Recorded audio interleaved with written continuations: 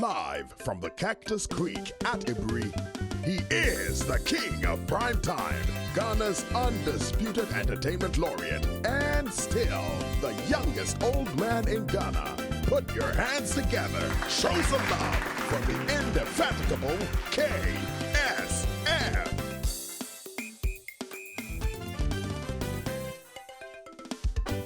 The KSM Show. Welcome, guys. Welcome to the Cactus Creek. We are coming to you live and direct. And also, you know that Cactus Creek is proudly associated with the KSM Show. Also, Vanguard Assurance is also very proudly associated with the KSM Show. Show us some love, man.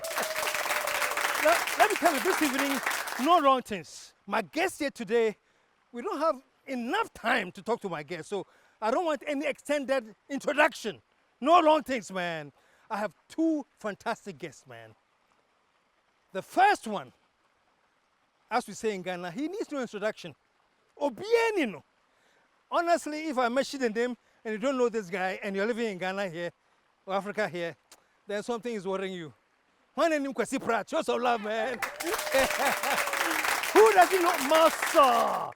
Kwesi Pratt is in the house, but not just him. You know, this show, I always want to show other things that people don't see often. So not only do I have Kwesi Pratt in the house, I also invited his daughter, the lovely, charming founder of Obasima Foundation. Yes, show some love. She also happens to be the managing director of Pan-African Television. Her background is amazing, but I'm not going to talk too much. I'm going to call her here first. So put your hands together, show some love like you've never done before. Give it up for Amma Pratt.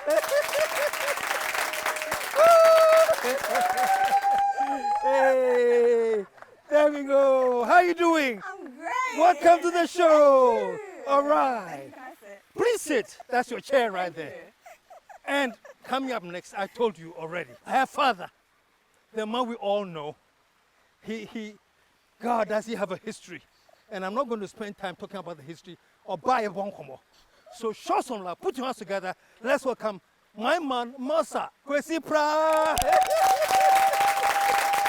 Massa, there we go. Please. And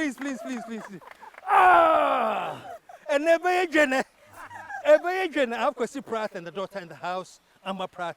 And we're going to take a short commercial break. When we come back, sit around, we'll be right back.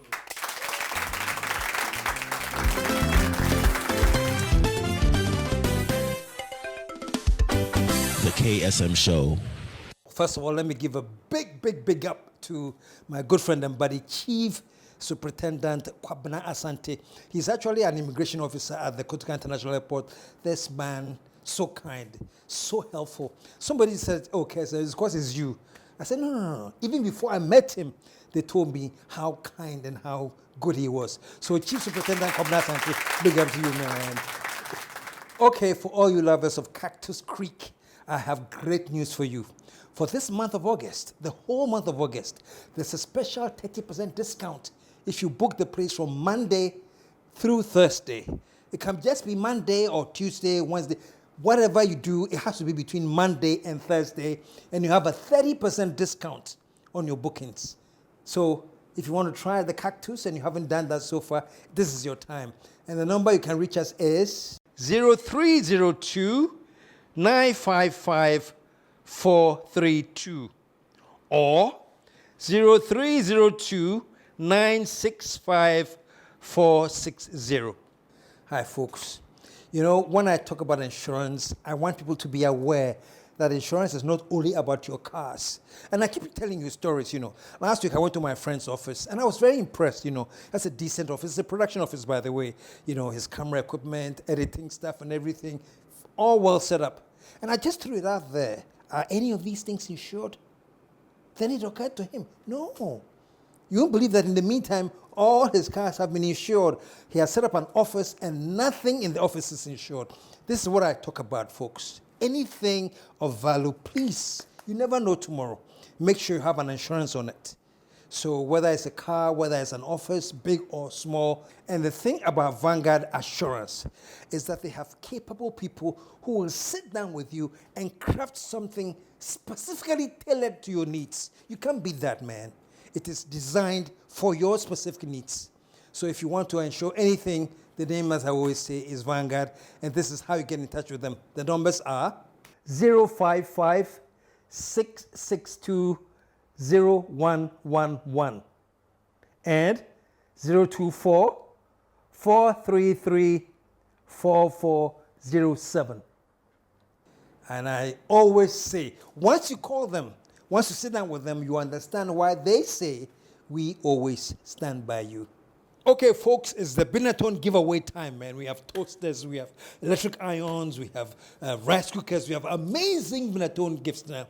The question is this. So this is the question I'm asking all of you. Tell me when the first cathedral was built, the oldest cathedral. Give me the century it was built in. And if you get it correct, you win Binatone giveaways. And the number to send your text is 024 766 1983. 024 766 1983. No calls. Just send your answer. And the question is, give me the year of the oldest cathedral that was built in this world. And you send it to the number and you hear from us. We're back. Amma and Kwesi, welcome to the show. Thank you. So let me exercise some bragging rights small. This is the first time I brought father and daughter to the show ever. Yes. And let me thank you again for coming. Massa, thank you so much for coming. Let me tell you something. Maybe she don't want me to say it, but when I called her, I said, Amma, I want you to come to the show with your dad. I said, hey, me, I'll come on, I'm ready, but if you can convince my dad. I said, oh, don't worry, Massa, I'll talk to him. So when I talked to you and you agreed, and I told her you have agreed, I said, hey, how did you do it? So, Massa, welcome to the show. Thank you, sir. Very, very good to have you. Yeah. Amma, let me start with you because you are closest to me. Yes. And you are the managing director for General manager. General manager. I'm sorry. General manager for Pan African. Yeah. Fantastic. And then you host the couch. Yeah. And then Obasima Foundation is a foundation you started. Yes. Obasima Foundation, because it's something that I'm terribly passionate about. You know, Pan-African TV too, because again, it's not just, I mean, you would know, it's not just television, you know. We aim for something deeper, something more meaningful than that. I honestly believe that everything that we do, you know, should have it should be meaningful, impactful, if possible. So yeah. Okay. Fantastic. I'm going to come to you soon, Massa, but let me ask the question everybody told me to ask you. So about Bisanwe Mae. Your dad is unique, very feisty, conscious, everything. We all know your dad. How does it feel to be a daughter of this man? Can I move my chair this way? Can I move a little away from him? I mean, it's what's the word? And I've said this to his hearing before. It's a lot of things, right? I mean, he's who he is, isn't it? He lives his truth. Like, he's just a fearless human being. And so there's a tendency for people to have expectations of you that you probably will never meet. So it's two things. You are either completely disappointing people for through no fault of yours, or people are also impressed, depending on who they are and how they feel about him. I don't know if you... So the people who really love him, you tend to disappoint very quickly. Really? Oh, yes. I mean, Their sweat is on fire. Yes. And the people who don't like him, for whatever reason, you will impress them very quickly. That's a very interesting observation. Really? Yeah, Yeah. it's you get enemies And friends. and lovers in equal measure, depending on how people feel about him. So growing up, I really did not want to be identified as, I really truly wanted to be An for the individual. longest time. Really? My name on Facebook was just Mamiama. Really? Just Mamiama, yeah, because I just, I wanted people to like me for me or not like me for For me. you, yeah. Massa, are you hearing to the first time or something you know did that?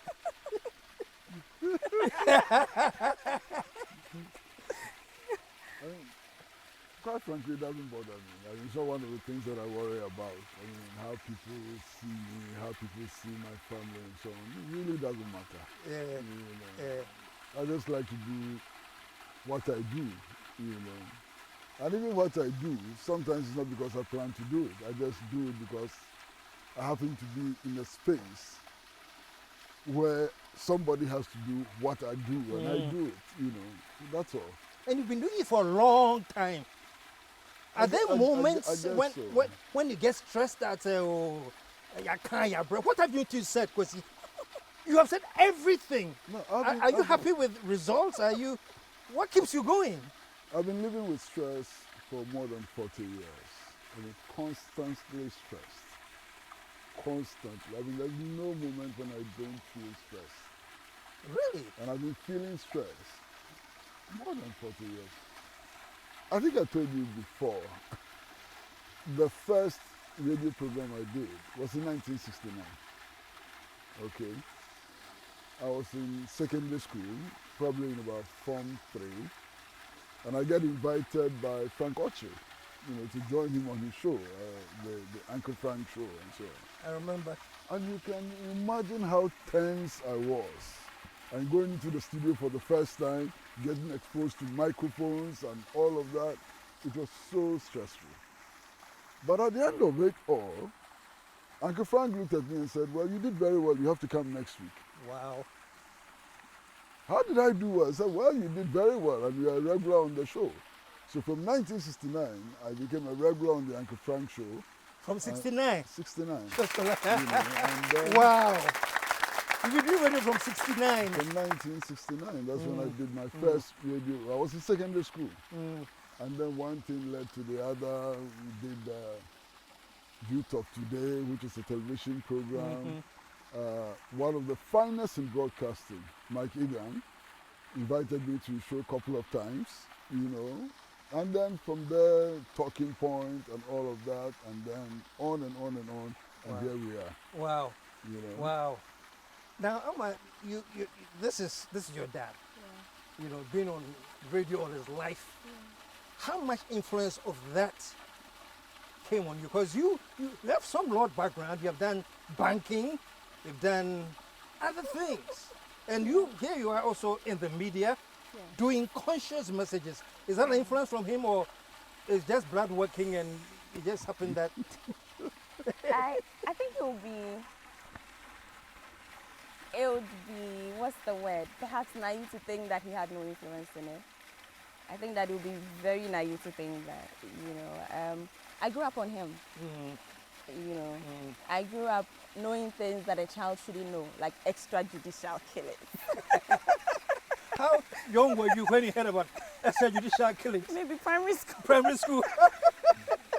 So when your mates were talking about Mutu and things, you were talking about extrajudicial killings in primary school. So, I mean, it's hard, to not accept the fact that who he is has, I would never, not accept that I have been influenced. Yes. So why were you growing up, have this strong edge that I want you to know me for who I am, and you didn't want that link to come out for a while? No, because I knew that I had to be myself. I knew that it was important for me to develop my own identity and not live through life expecting to float on any glory or on any, I don't know if, in fact, I was being told that there was no glory to start with, So, yeah, you just have to, and it's not just me, it's me and my brothers. None of my brothers, I think, ever, sort of lived their lives being Kwesi Pratt's son. None of us. No, Really? No. Massa, as a father, let's see, Massa as a father, Yes, sir. and not the talk show guru that we know. What's your principle in fatherhood? Bringing up kids, do you have guiding things? Fantastic kids. No, I don't think that I consciously have any guiding principles and so on. I mean, what I tell myself all the time is that I don't want people to be like me. I mean, I don't want people to go through what I've been through, you know. I think that I could have had an easier and better life. And please, I've done it, you know. Try and do what you can do, because this is not the best. Look, I remember some time ago being invited to my old school, I mean, Tema Secondary School, and I went there, and I saw some of the kids, you know, and one of them came up to me and said, I want to be like you. And I said, are you crazy? You want to be like me? Why do you want to be like me? Of all the people in this world that you can be like, why do you want to be like me? Would you endure 18 times in prison? You know, so I think consciously or unconsciously, I try to make the point that please, my life is not what anybody has to emulate. So maybe that has made an impact, maybe it has not, I don't know. What I do know, however, that is of the 3 kids that I have, I don't think that any of them has made a conscious attempt to try and be like me. You understand? I mean, one of them hardly reads newspapers. He doesn't care about newspapers. He doesn't listen to the news. He's not interested in anything. You couldn't be bothered. One of them, just not bothered, you know. But he's serious in his own way, you understand? And I think that's okay. I mean, for Amma, I was a bit shocked, really shocked, when I think in senior secondary school, Form 1 or Form 2, he came to us with an article that he wanted to get to publish in the newspaper. You know, and my first reaction was, what is this girl up to? I mean, who does she think she is? And so on. So I read it, and I thought it was fit for publication, you know, and I passed it on to a guy that I used to work with, Chido Onuma, who's a Nigerian co-editor of the newspaper. So I said, wow, this is good material, you know. So we started publishing her from then. Really? And then one thing led to the other and so on. And now she's in television. That's a headache. That's a headache. Oh, do you remember that? Oh, I do. That first article? I do. What was it about? I do. Oh, I think, I don't remember what the first one was about, but eventually I got a column in the paper. Yes.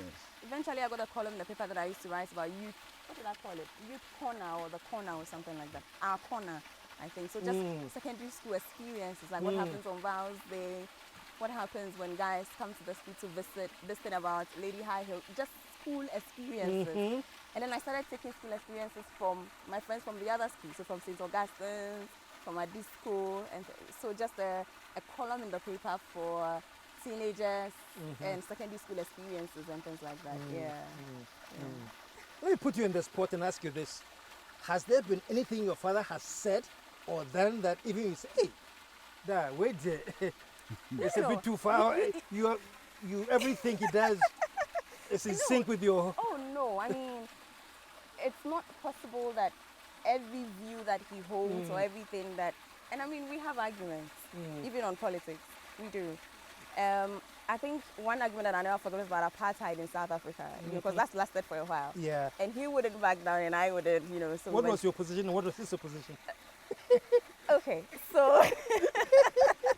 I mean, and I know better now, just as a caveat. At the time, we were watching a documentary on South Africa, and I think it had to do with the Western world is very great at projecting an image or selling a narrative. So the narrative that was being sold on that documentary was of lazy, townsfolk who wouldn't work, who sat around all day drinking. You know, and they had given us this. Every first day they would go and shoot them, second day, that kind of thing. And then the argument was being made about one minister's son who had traveled to, I think, America and had come back and had been given a position. And the people there were having a conversation about how, you know, how can he have that position? How can we not have the? And I just remarked, you know, quietly. I said, well, because she's sitting there all day drinking, right? And you know that he's not having that. Right? So then there's a whole lecture about systems, you know, and the injustices of the world, and how sometimes what you see is not what is happening. You know, I could get into deeper, but you are trying to like, I get it. Know, and I understood him perfectly, of course. I'd grown up in his house, so I knew exactly what he was talking about. But sometimes I like to, today I've said it, now when I do it, he won't mind me again. But sometimes I just like to, you know, keep a good debate going. And this one went on for a while.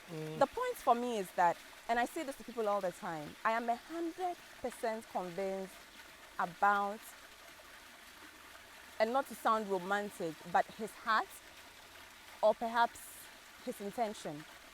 So even if you I don't agree with specifically something that he's saying at that moment, I know there's the intentions are... Yes, are pure. Yeah, okay. And I know that perhaps you don't agree, because I have friends who tell me that he's idealistic, and I agree. You know, he looks at the world in simple, you know, I mean, it makes perfect sense. It's logical. If we all did that, this world would be great. Yeah. Right? Yeah. But we might not all agree with the how in the moment. But I know that if you pay attention, now I'm just minding my words, because the man is so close, you know. I just might get enough, you know. So. This is great, man. We're going to take a commercial break. When we come back, I'm going to ask Massa. Massa, are you idealistic? Like your daughter is sort of suggesting. Hey, KSM. So stick around, folks. When we come back, is Massa idealistic? We'll be right back.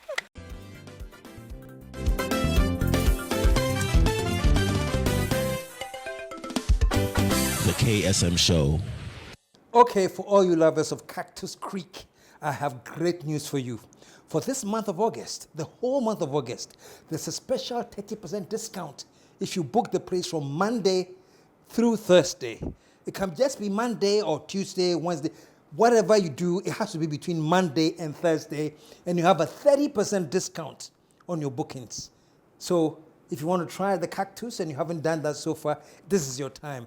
And the number you can reach us is 0302 955 432 or 0302 965 460. Hi, folks. You know, when I talk about insurance, I want people to be aware that insurance is not only about your cars. And I keep telling you stories, you know. Last week I went to my friend's office and I was very impressed, you know. That's a decent office. It's a production office, by the way. You know, his camera equipment, editing stuff and everything, all well set up. And I just threw it out there. Are any of these things insured? Then it occurred to him, no. You won't believe that in the meantime, all his cars have been insured. He has set up an office and nothing in the office is insured. This is what I talk about, folks. Anything of value, please, you never know tomorrow. Make sure you have an insurance on it. So whether it's a car, whether it's an office, big or small. And the thing about Vanguard Assurance is that they have capable people who will sit down with you and craft something specifically tailored to your needs. You can't beat that, man. It is designed for your specific needs. So if you want to insure anything, the name, as I always say, is Vanguard, and this is how you get in touch with them. The numbers are 055 662 0111 and 024 433 4407. And I always say, once you call them, once you sit down with them, you understand why they say, we always stand by you. Okay, folks, it's the Binatone giveaway time, man. We have toasters, we have electric irons, we have rice cookers, we have amazing Binatone gifts now. The question is this. So this is the question I'm asking all of you. Tell me when the first cathedral was built, the oldest cathedral. Give me the century it was built in. And if you get it correct, you win peanut home giveaways. And the number to send your text is 024-766-1983. 024-766-1983. No calls. Just send your answer. And the question is, give me the year of the oldest cathedral that was built in this world. And you send it to the number and you hear from us. Hey! We're back. We're having a ball.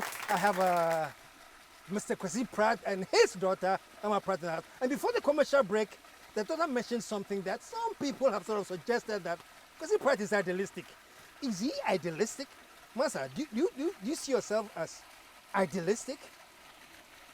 Unfortunately, all of us do not have the same meaning of words. So when some people talk about idealism, they are talking about what is unrealistic, what is unattainable, what is beautiful, and so on, When some people talk about something being idealistic, they are talking about the striving to improve our world, to achieve excellence, and so on. So I usually wonder what people mean when they use words and so on. Now, who am I?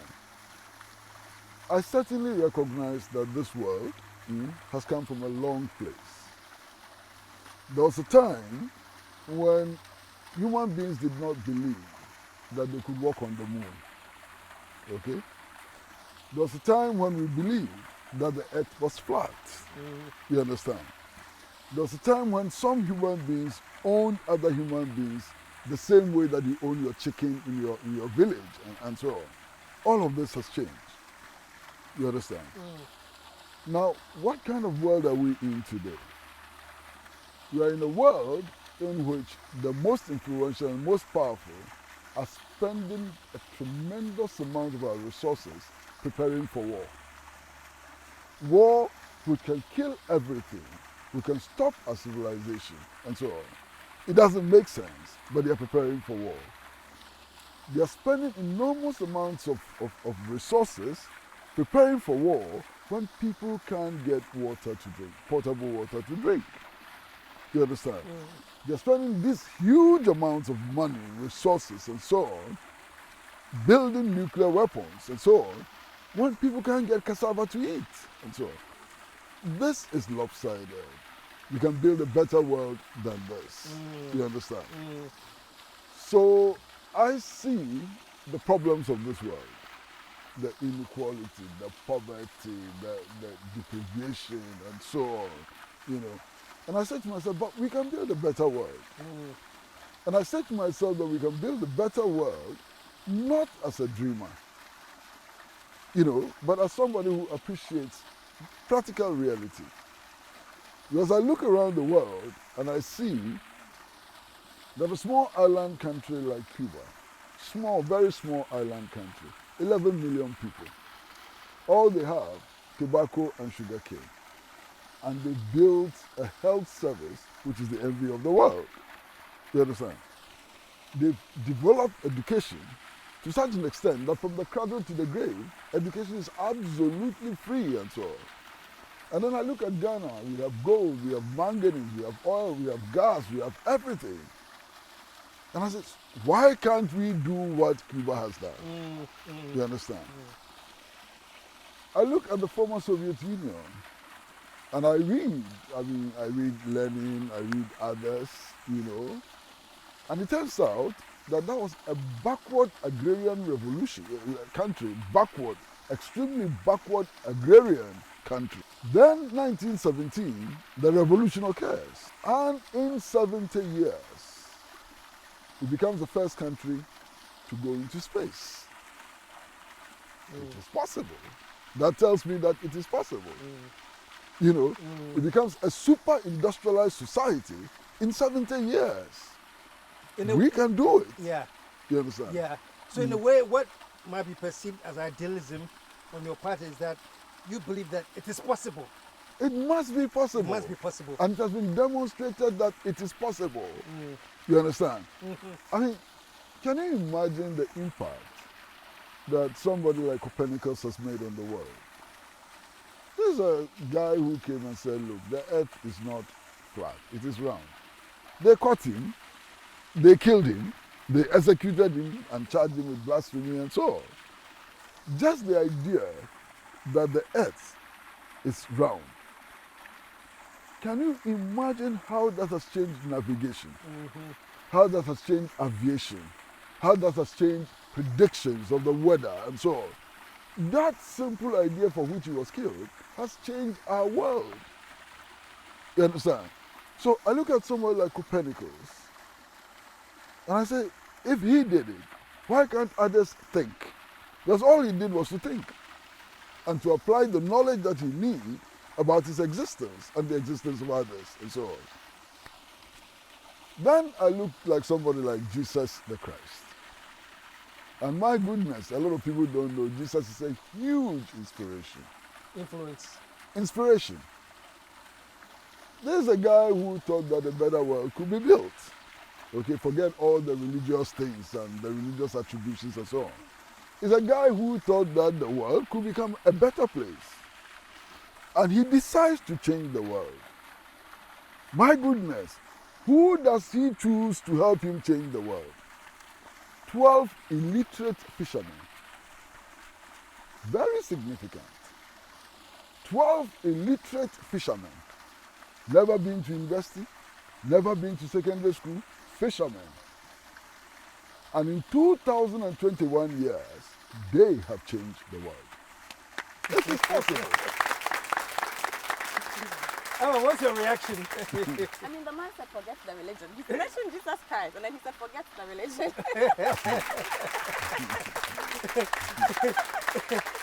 What's my reaction? None.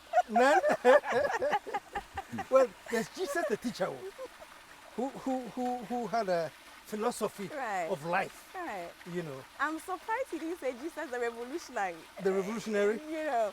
Because his classic example is the caning in the house of the Lord. You know, when Jesus took the crib.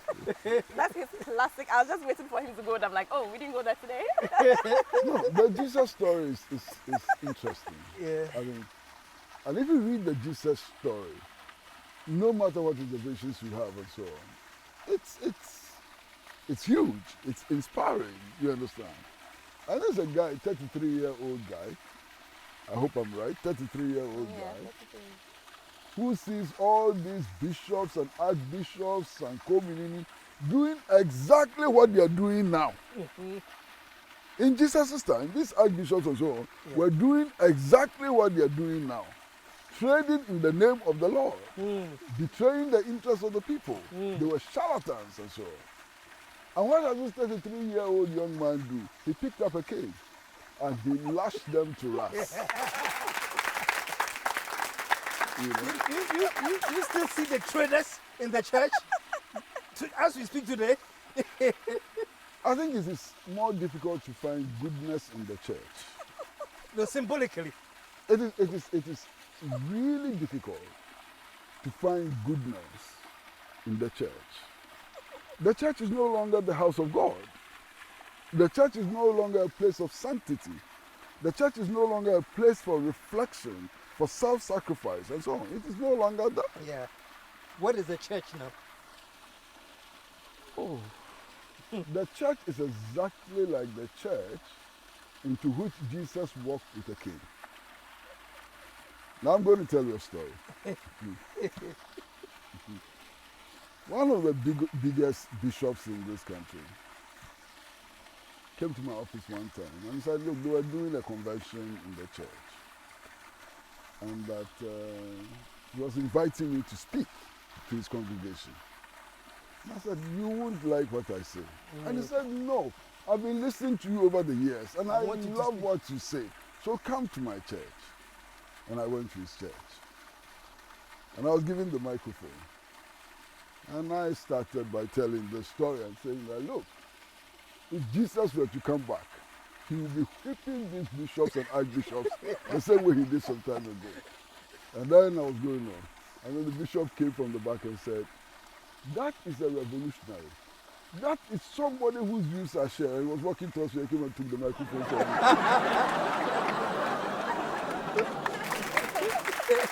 The bishop cleverly took the microphone from me.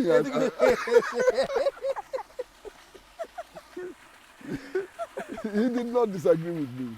He praised me so he could take the microphone from me. Oh, at the beginning, you called him a revolutionary.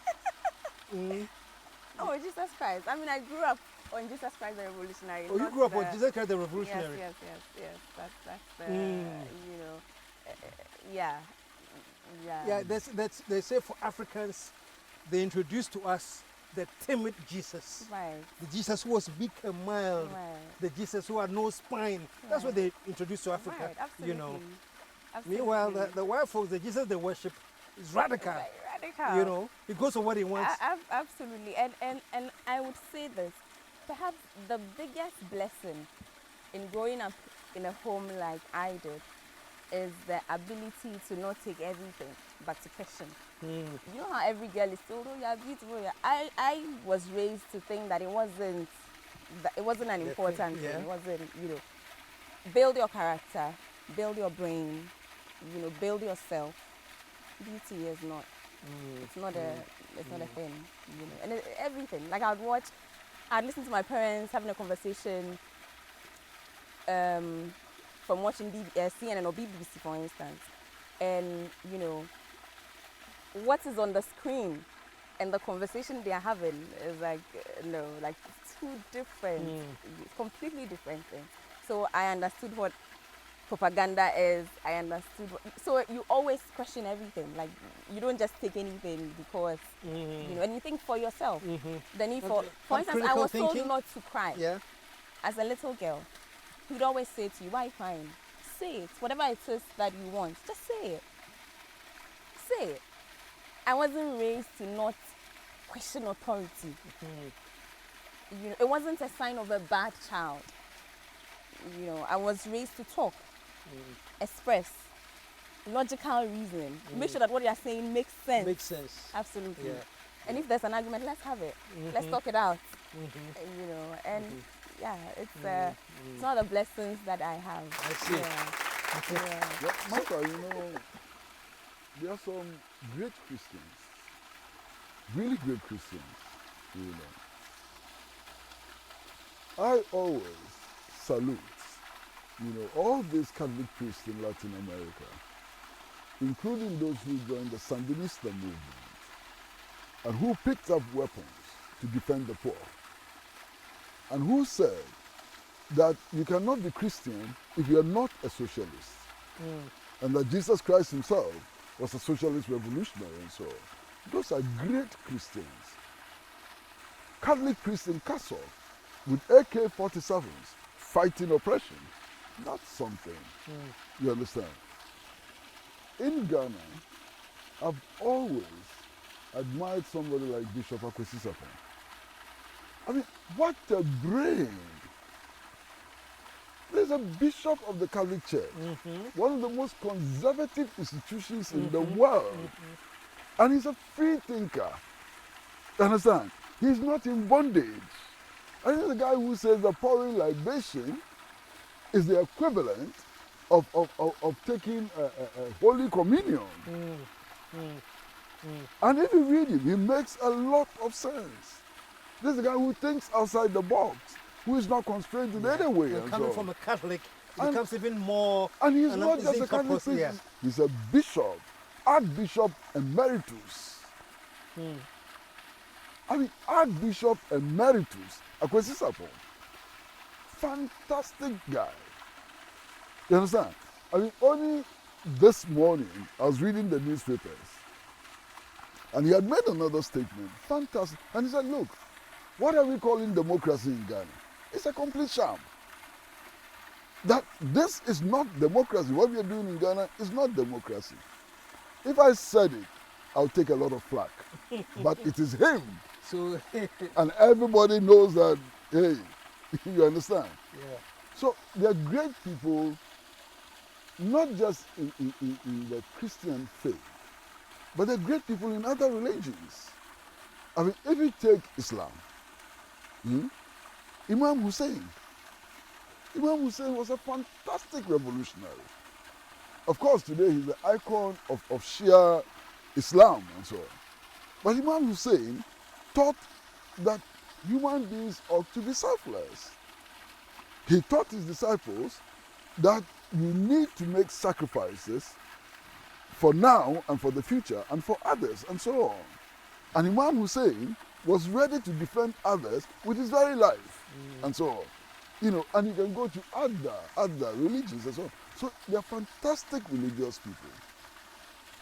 The only problem, however, is that religion does not always appreciate reality.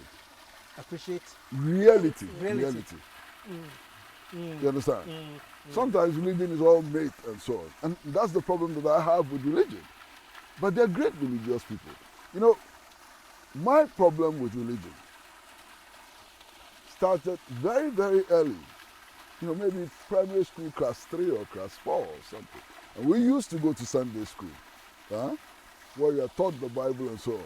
And if you didn't go to Sunday school, they didn't persuade you to go to Sunday school by talking to you and tell you about the virtues of Christ and so on. They gave you 24 lashes. 24 lashes for not going to Sunday school. And I'm sure everybody my age has experienced it. So you go to Sunday school, and my Sunday school was led by a white priest. You understand? And he'd be telling us all kinds of stories. And some of the stories didn't add up. You know. So was that when you started thinking that this is not right? The stories didn't add up. So one day I put up my hand and I said, but I don't want to repeat the question, but I asked the question. And then the priest got very alarmed and said, look, sensible people are not going to heaven. The heaven is not for the intelligent. And That's what he said? Yes. That don't ask these questions. These questions are bigger than you. They are bigger than me. So this guy says, don't try to be smart, you know, and that heaven is not for the intelligent and so on. And that day, young as I was, I made the decision that I would not be stupid. Wow. I wouldn't be stupid. I would think. I would do the things that sound sensible, the things that can be explained and so on. And perhaps that was my takeoff. Want to add something? Just some love, man.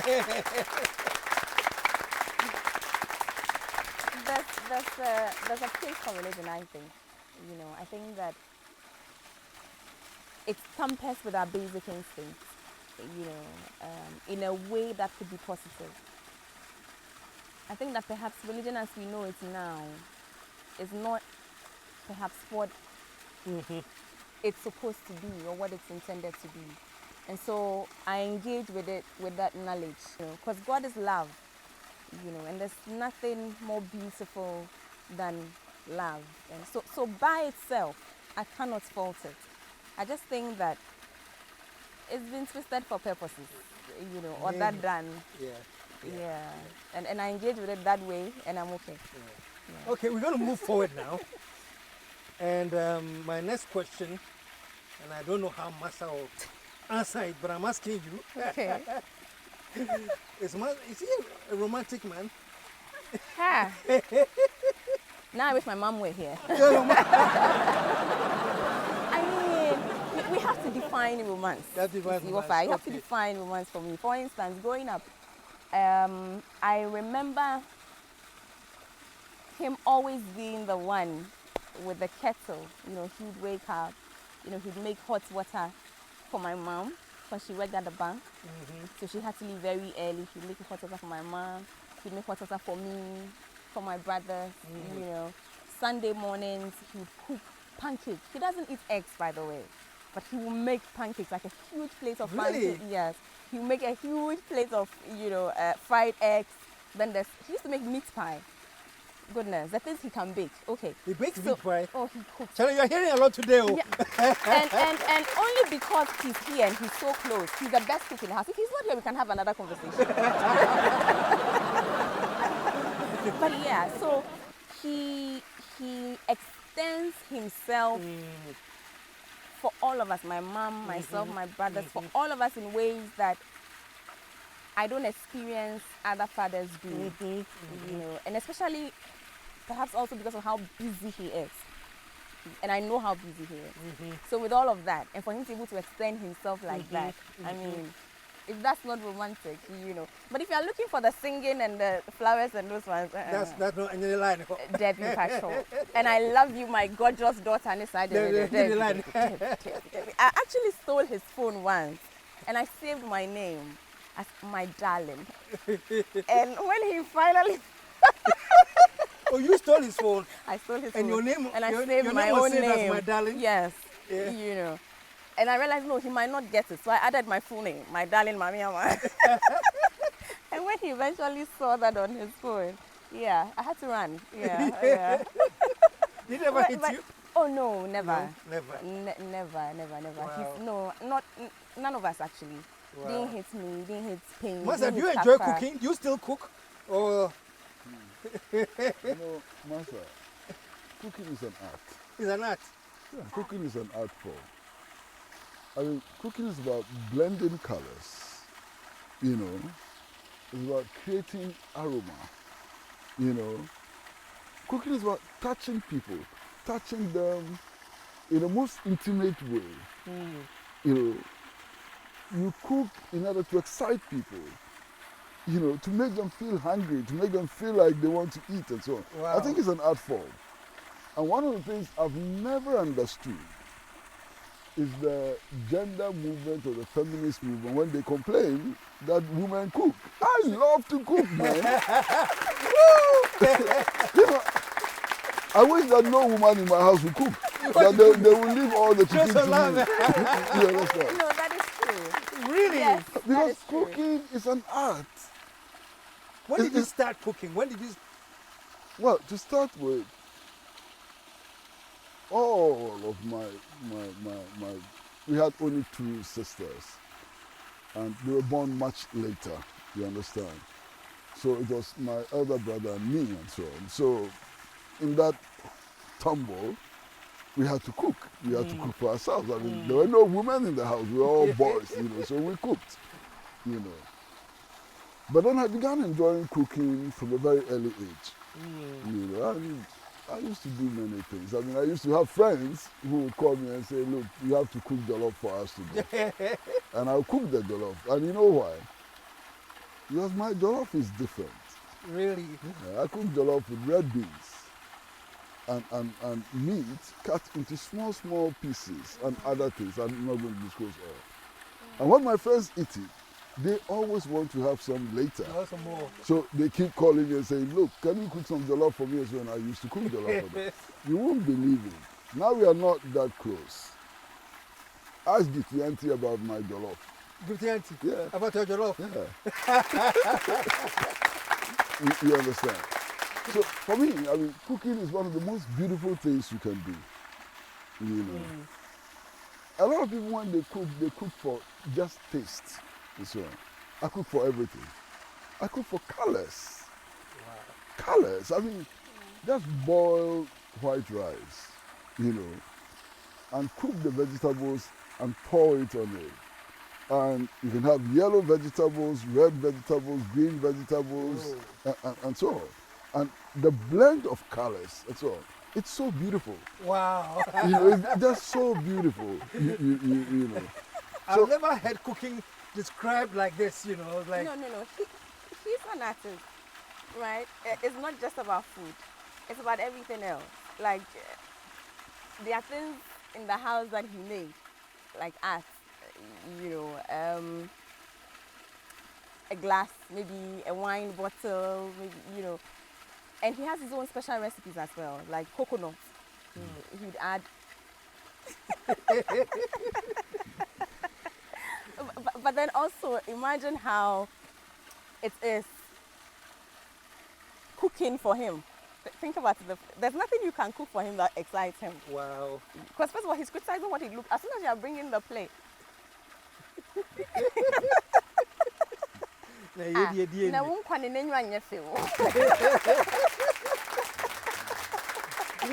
Just some love, man.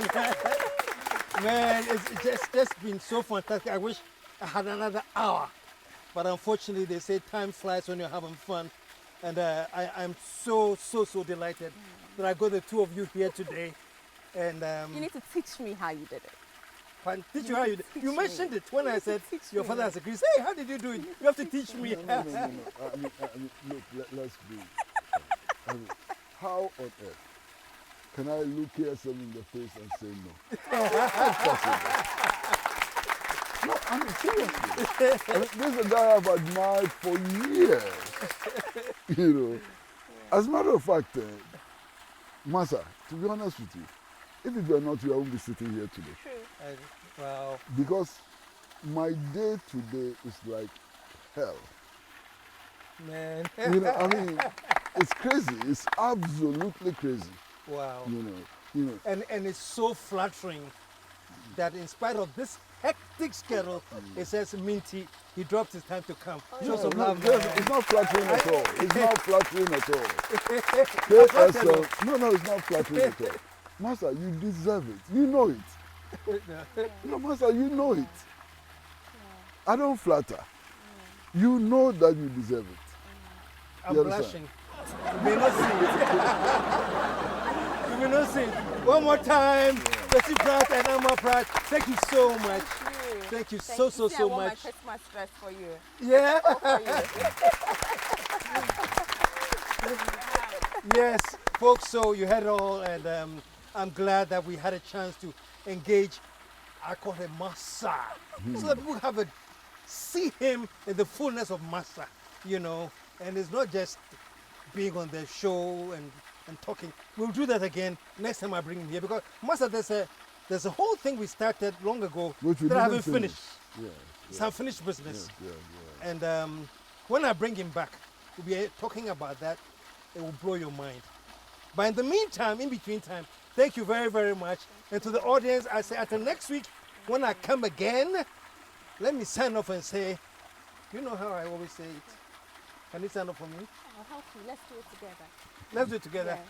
So until I come your way next week, KSM saying, I am out of here.